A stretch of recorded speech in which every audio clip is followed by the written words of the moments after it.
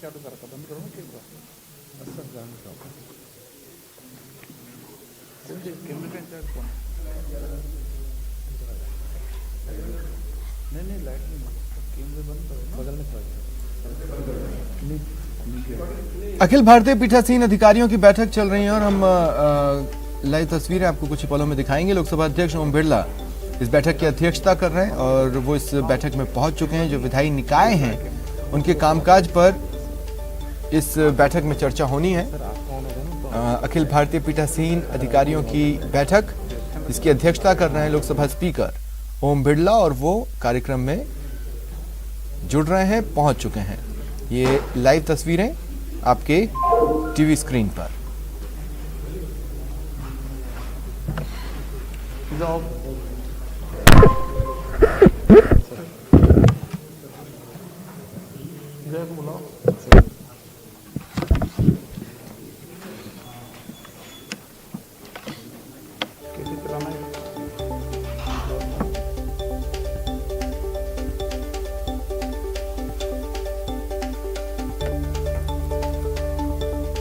विधायी निकायों के कामकाज पर इसमें चर्चा की जाएगी। लोकसभा अध्यक्ष ओम बिरला इस बैठक की अध्यक्षता कर रहे हैं और कार्यक्रम में मौजूद हैं। हालांकि पीठासीन अधिकारियों के साथ डिजिटल माध्यम से ओम बिरला इस कोविड-19 काल में भी लगातार एक्टिव रहे हैं। समय समय पर उनके साथ चर्चा की है।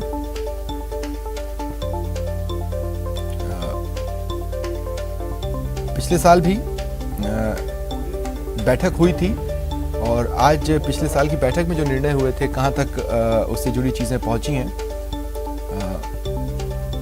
ये भी समीक्षा की जाएगी।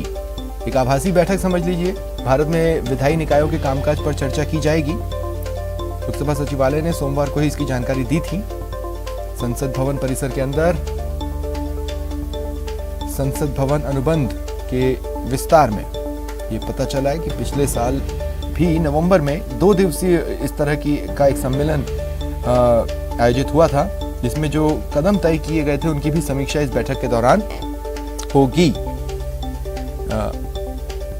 स्पीकर ओम बिरला लगातार ये कहते रहे कि पीठासीन अधिकारियों ने लोकतांत्रिक संस्थाओं को मजबूत करने का संकल्प लिया है ताकि हमारे समाज और लोकतंत्र के कल्याण के लिए मिलकर काम किया जा सके। ऐसे में एक अहम बैठक, बड़ी बैठक, लोकतंत्र को कैसे मजबूत किया जाए इस पर चर्चाएं होंगी। जो कदम उठाए जा रहे हैं उस पर समीक्षा होगी। साथ ही संस्थानों को और अधिक जवाबदेह कैसे बनाया जाए इस पर भी विचार रखे जाएंगे।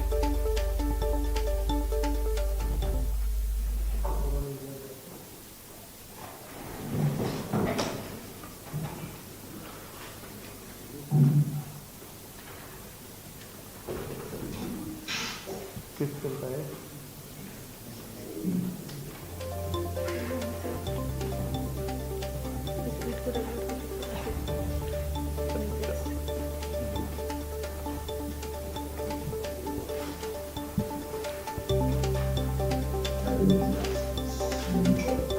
गड़बड़ों में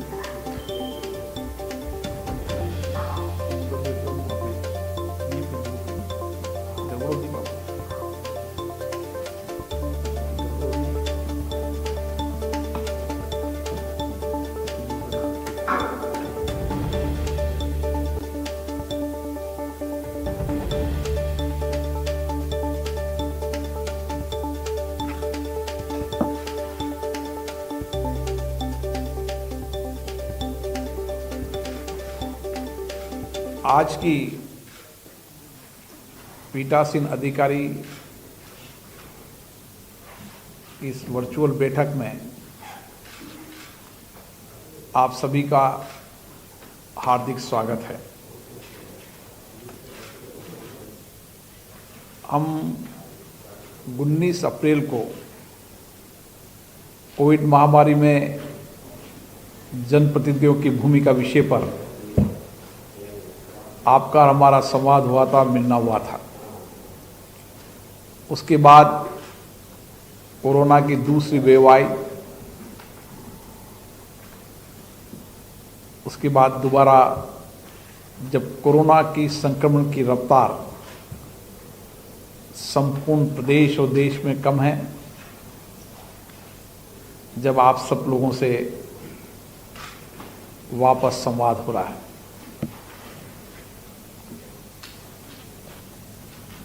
लोकसभा अध्यक्ष के रूप में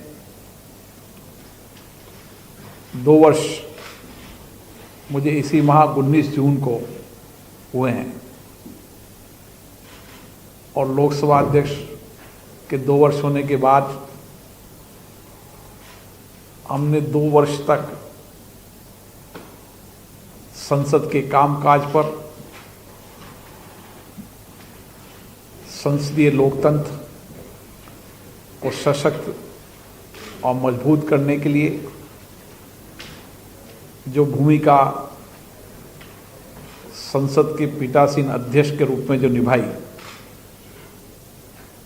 मेरा विचार था कि संसद के 2 साल के कामकाज की चर्चा आप सब पीठासीन अधिकारियों से की जाए। सभा में नई पहल की, माननीय सदस्य सदन की कार्रवाई में अधिक प्रभावी तरीके से अपनी भूमिका निभा सके, सदन में गुणवत्तापूर्ण चर्चा हो, बेहतर परिणाम आए, इसके लिए आप और मैं लगातार प्रयास करते रहते हैं। हमारी कोशिश होती है कि सदा सदन में चर्चा के लिए एक अनुकूल वातावरण मिले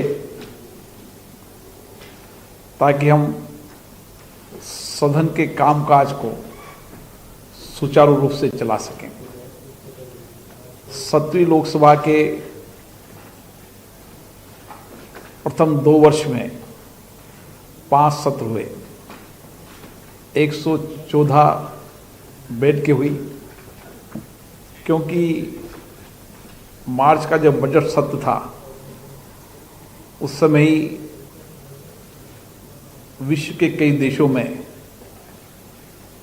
कोरोना की संक्रमण की रफ्तार तेज थी। भारत में भी कोरोना ने दस्तक दे चुका था। ऐसी परिस्थिति में हमें बजट सत्र की संवैधानिक औपचारिकता भी पूरी करनी थी, क्योंकि हम जानते हैं कि बजट सत्र विधानसभा और लोकसभा के लिए सबसे महत्वपूर्ण सत्र होता है। लेकिन मैं माननीय सभी सदस्यों को धन्यवाद देता हूं जिन्होंने बजट सत्र में अपनी सक्रिय भूमिका निभाई। और उसके बाद एक सत्र 5वां और संपन्न हुआ। इस तरीके से लोकसभा में 2 साल में 5 सत्र संपन्न हुए। कार्य की दृष्टि से देखा जाए तो इस 2 वर्ष के अंदर 122% कार्य उत्पादकता रही। उसमें सदन के नेता, माननीय प्रधानमंत्री जी, सभी दल के नेता, सभी माननीय सदस्यों का सक्रिय सहयोग भी रहा और सहभागिता रही। हमने कुछ नए प्रयास किए।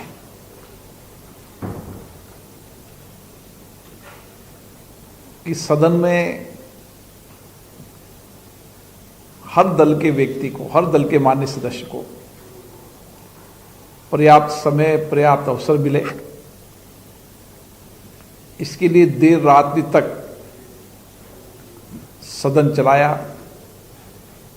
सदस्यों ने भी देर रात्रि तक सक्रिय भूमिका निभाई।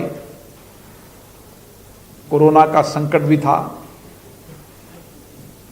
इसलिए कोविड गाइडलाइन की पालना भी की और अपने संवैधानिक दायित्व को भी निभाया। उसका परिणाम रहा कि एक सत्र में 167% कार्य उत्पादकता रही, जो अपने आप में ऐतिहासिक रही।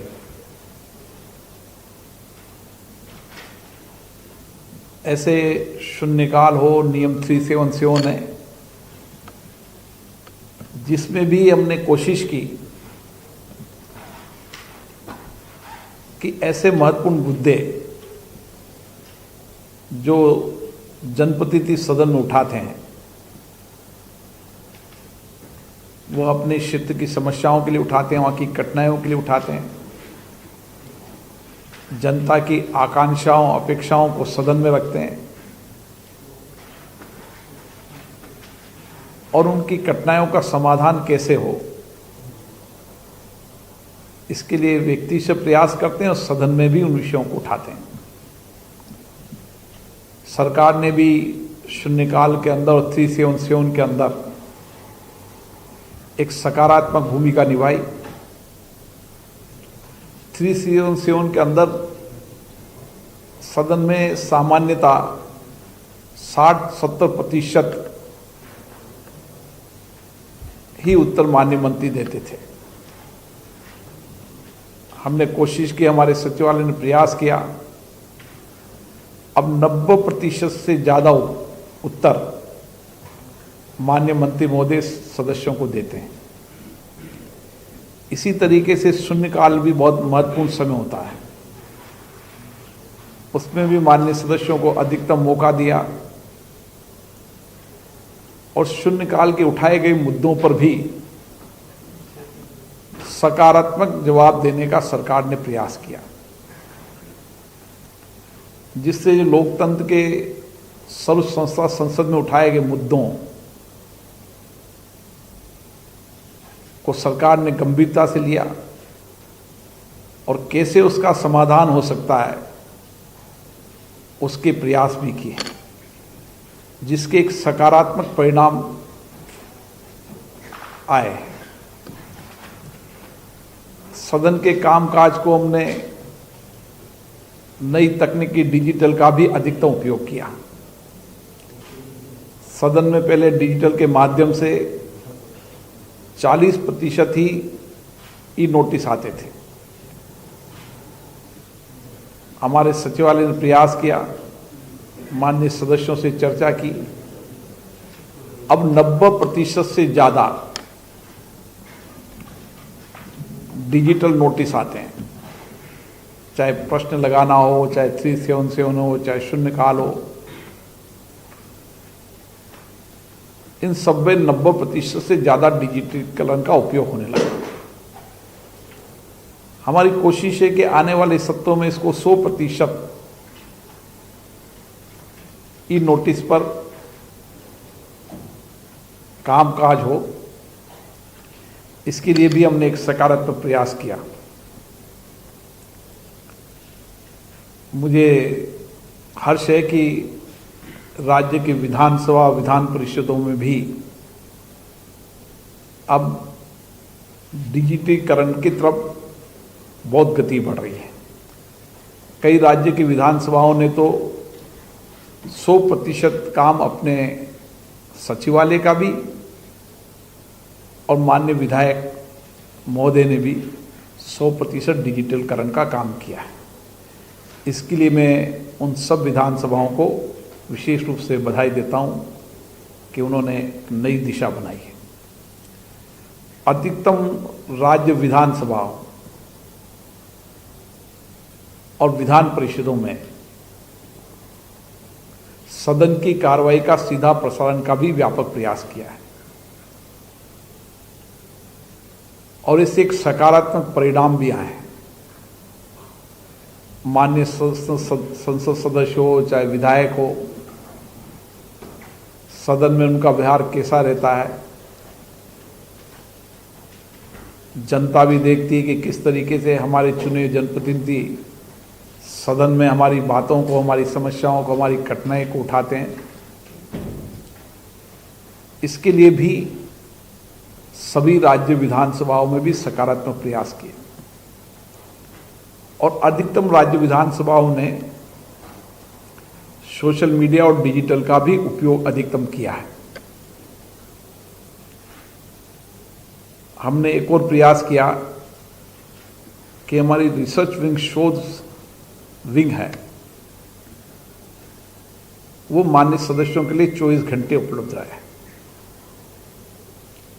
जिस किसी विषय पर मान्य सदस्य को बोलना है या जानकारी चाहिए, हम 24 घंटे रिसर्च विंग हमारी उन विषयों पर उनको जानकारी देती है। इसी तरीके से हमने हमारी लाइब्रेरी को संपूर्ण डिजिटलीकरण करने की तरफ बढ़े हैं। हमारे पास 1857 से लेकर और अभी तक 170 साल की डिबेट सदन की चर्चा उपलब्ध है। आज़ादी के पहले नेशनल असेंबली के रूप में काम होता था, आज़ादी के बाद संसद के रूप में काम हुआ। संसद के दोनों सदनों की कार्रवाई का भी हमने डिजिटीकरण किया है। हम विधानसभाओं से भी आने वाले समय में उसको लिंक कर रहे हैं ताकि राज्य की विधानसभा के मान्य सदस्य भी इन डिबेट चर्चाओं का उपयोग अधिकतम कर सके। हमारी कोशिश, और पिछली बार हम सब ने चर्चा की थी कि राज्य विधानसभाओं की कार्रवाई और लोकसभा की कार्रवाइयों को हम एक प्लेटफॉर्म पर ला सकें। इसके लिए जो कमेटी थी उसने संपूर्ण रिपोर्ट दी है। अब उस रिपोर्ट के आधार पर चर्चा कर केंद्र सरकार से भी, राज्यों की सरकारों से भी, हम राज्य विधानसभा की चुनी संस्थाएं और लोकसभा, राज्यसभा और राज्यों की विधानसभा, विधान परिषद, उनकी कार्रवाई देश की जनता एक प्लेटफॉर्म पर देख सके। मुझे लगता है कि हम सबके सामूहिक प्रयासों से इसके परिणाम भी बहुत शीघ्र आएंगे।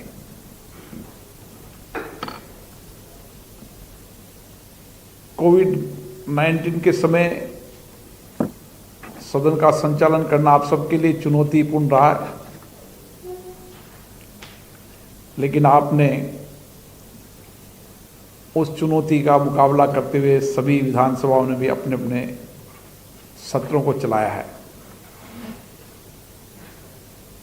ये बात सही है कि दूसरी वेव के अंदर हमारे कई साथी जनप्रतिनिधि हमारे बीच में नहीं रहे, उनके परिवार के सदस्य नहीं रहे। राज्यों के अंदर कोविड की दूसरी वेव ने कई परिवारों को अपने परिवार से छीन लिया। संपूर्ण देश में कोरोना से प्रभावित लोगों के प्रति हमारी संवेदना है। हम सबकी कोशिश है कि उन परिवार के सहयोगी के रूप में हम काम करें। मेरा आपसे भी आग्रह है कि राज्य विधानसभा के अध्यक्ष भी अपने अपने विधानसभा के सदस्यों से संपर्क कर कोविड के समय जो परिवार नहीं रहे, उनकी संवेदना के साथ, उनकी दुख के साथ उनके साथ खड़े रहें और ऐसी कार्य योजना बनाएं कि लंबे समय तक हम उनके दुख के सहभागी बन सकें और उनके दुख को दूर कर सकें। मैं विशेष रूप से ये इसलिए आग्रह करना चाहता हूं कि मैंने कई परिवारों में देखा है कि कई परिवार में माता पिता दोनों नहीं रहे और कई परिवारों में जो आर्थिक रूप से परिवार को चलाता था वो व्यक्ति उन परिवार के बीच में नहीं रहा। राज्य सरकारों ने उन सब के लिए अपने अपने पैकेज भी दिए हैं।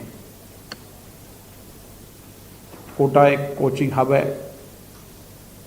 मैंने कोटा के कोचिंग संस्थान से कहा है कि कोविड के कारण ऐसे परिवार जिनके परिवार के आर्थिक रूप से कमाने वाले नहीं रहे, उनके बेटे और बेटियां कोचिंग करना चाहें कोटा में, मेडिकल की, आईटी की, तो ऐसे परिवारों को निःशुल्क कोचिंग कराई जाएगी। और कई परिवार ऐसे हैं जो आर्थिक रूप से बिल्कुल सक्षम नहीं है, उनके रहने की व्यवस्था भी की जाएगी ताकि ऐसे विद्यार्थियों को हम अच्छी शिक्षा देकर सक्षम बना सकें। पिछली बार हमने कोविड के समय कंट्रोल रूम भी स्थापित किए थे, इसके भी सकारात्मक परिणाम आए हैं। अब हमें विचार विमर्श करना है कि कोविड के बाद हम किस तरीके की कार्य योजना बनाएं। पिछली बार देहरादून और के बाद केवड़िया गुजरात में पीठासीन अधिकारियों का सम्मेलन हुआ था। उसमें कुछ विषयों पर हमने चर्चा की थी। देहरादून में भी कुछ हमने कमेटियां बनाई थी, वो कमेटियां भी काम कर रही है। मेरा आग्रह है कि हम उन सब कमेटियों को अंतिम स्वरूप दें ताकि उनकी सिफारिशों के आधार पर जहां आवश्यक हो राज्य सरकार से, जहां आवश्यकता हो केंद्र सरकार से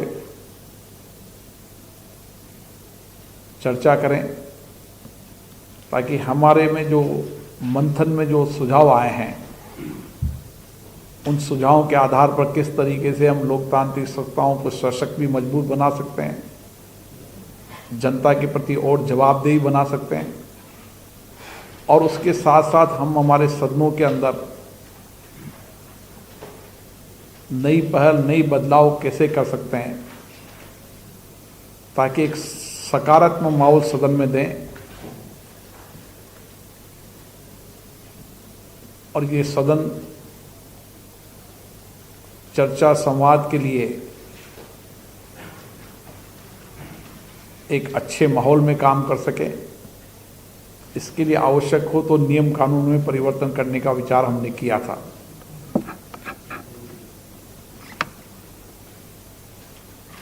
मैं इस मौके पर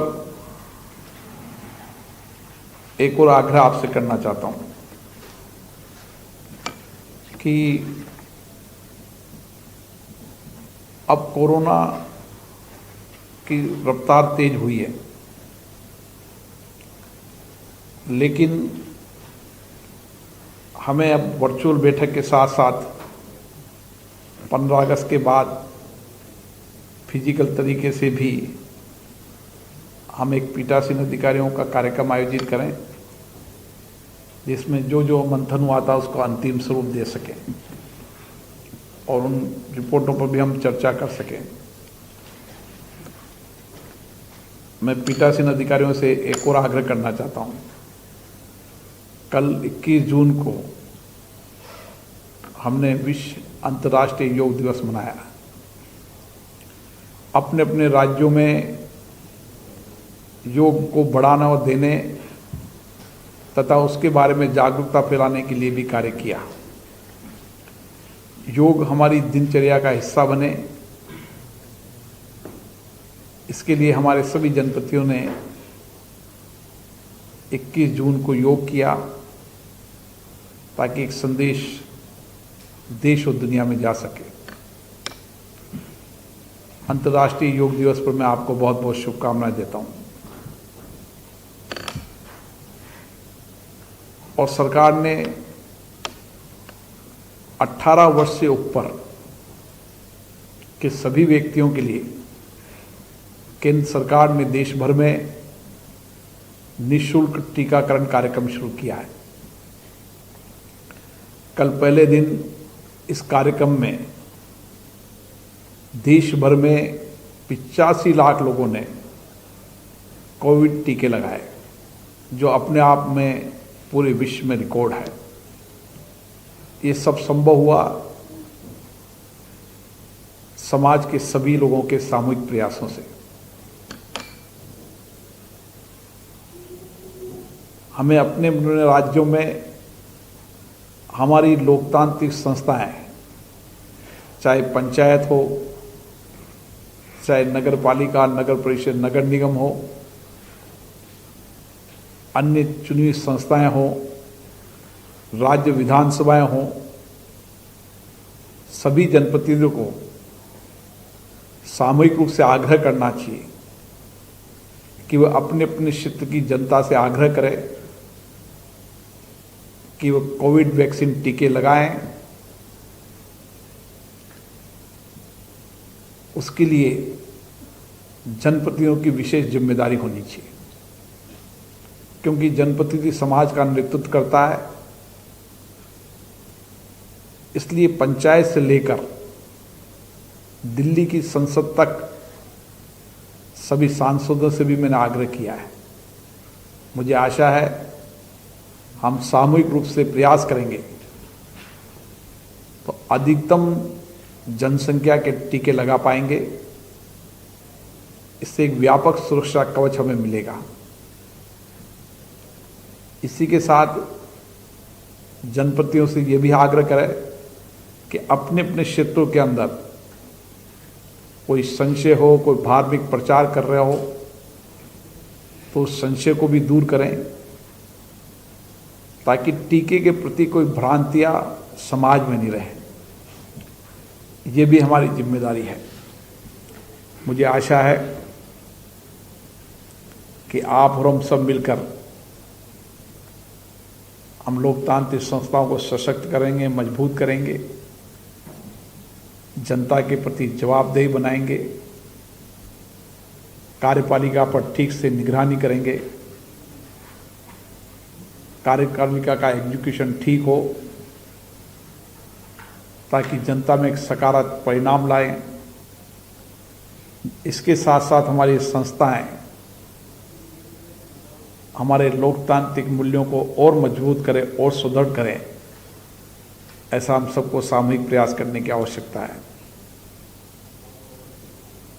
मुझे आशा है कि हमारी सामूहिक चर्चा, सामूहिक संवाद एक बेहतर परिणाम लाएंगे, और मुझे आशा है कि बहुत जल्दी अलग अलग प्रदेशों से आग्रह आया है कि इस बार का पीठासीन अधिकारी सम्मेलन हमारे राज्य में हो। आप जिस राज्य के लिए सर्वसम्मति बना लेंगे, उसी राज्य में हम अगस्त के बाद उसके बाद का एक कैलेंडर, संभावित कैलेंडर बनाएंगे, ताकि हमारी विधानसभा की कार्रवाई और लोकसभा की कार्रवाई दोनों सदन न चले, उसके बीच में हम हमारे संसदीय कार्यों को भी निपटाएं। आप सभी को पुनः बहुत बहुत धन्यवाद।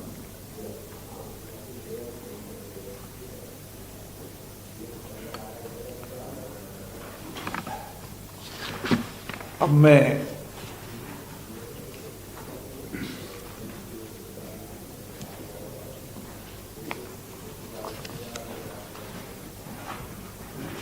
मोहम्मद अहमद शरीफ जी, आंध्र प्रदेश विधान परिषद के अध्यक्ष जी से आग्रह करूंगा कि वह अपनी बात कहें।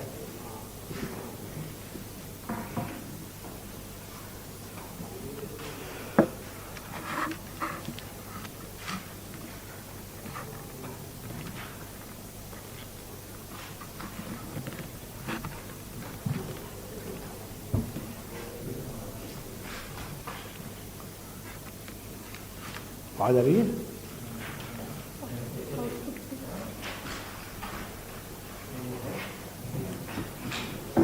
आंध्र प्रदेश विधानसभा के अध्यक्ष जी, श्री थम्बीनेनी सीताराम जी, हाँ, आंध्र प्रदेश विधानसभा के। लिंक टूट गया है सर, उसका लिंक टूट गया है दोनों का, ठीक है। असम विधानसभा के नवनिर्वाचित अध्यक्ष जी को मैं बधाई देता हूं। अध्यक्ष जी पहले राज्यसभा में लंबे समय तक राज्यसभा के सदस्य भी रहे, एक अनुभवी नेता है। मैं पीठासीन अधिकारी सम्मेलन में शामिल होने के लिए मैं उनको बहुत बहुत शुभकामनाएं देता हूं, बधाई देता हूं। मैं आग्रह करूंगा कि वह विश्वजीत देमारी जी अपनी बात रखेंगे। नमस्ते सर। नमस्ते। हमारे देश की लोकसभा के अध्यक्ष महादेव जी और हमारे सारे राज्यों के अध्यक्ष महाशयगण, मैं तो इस आसन पर बहुत नए हूं। अभी कल एक महीना हुआ है, 21 तारीख को। तो मेरा इतना स्पीकर के हिसाब से एक्सपीरियंस नहीं है, लेकिन विधायक थे और राज्यसभा में थे, तो इसका थोड़ा मेरा जो हाउस का प्रक्रिया है, जो सर्वे, इसको देखे आए। और अभी अध्यक्ष महोदय जी ने जो कहा, इसमें सहमत हूं जो कहा।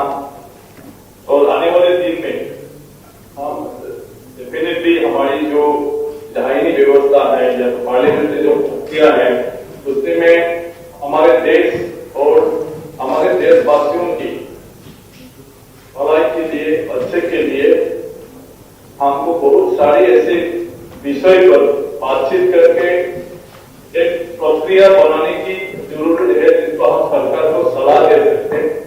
अभी 10 दिन में बैठे हुए हैं। और मेरा सिर्फ अपने एक्सपीरियंस से सभी के आगे में ये बोलना है कि हाउस में मेरा एक एक्सपीरियंस है कि छोटे पार्टी और सिंगल मतलब जो इंडिपेंडेंट जाते हैं, वो लोग बोलने का मौका नहीं मिलता। लेकिन बात ये नहीं है कि उन लोगों का बात को हाउस में सुनने का जरूरत नहीं है। इसलिए हमारी जो विधायी व्यवस्था है, इस व्यवस्था में ऐसे इंडिपेंडेंट या कोई मतलब सिंगल जो सदस्य, अकेला जो सदस्य, उनको हमें कम से कम 5 मिनट या 10 मिनट स्पेशली बोलने का एक हमारे रूल में लाने का जरूरत है। जो बड़े पार्टी हैं उनका बहुत बोलने वाले भी हैं और समय भी है उन लोगों का, लेकिन जो अकेला है लेकिन उनका भी बहुत सारी बातें विधानसभा या लोकसभा, राज्यसभा में या जो भी अपर हाउस जो ना हो, उससे भी उनका बोलने का बहुत जरूरी है। जो 3 मिनट में वो बोल नहीं सकता है, 5 मिनट में भी कभी कभी वो बोल नहीं सकता है। तो ऐसे लोगों के लिए भी, ऐसे सदस्यों के लिए भी एक स्पेशल रूल में ये व्यवस्था होना चाहिए कि उनको स्पेशली 10 मिनट बोलने का मौका मिला जाएगा, या कहीं भी विषय पर कम समय होने से भी उनको कम से कम 5 मिनट बोलने का मौका मिल जाए।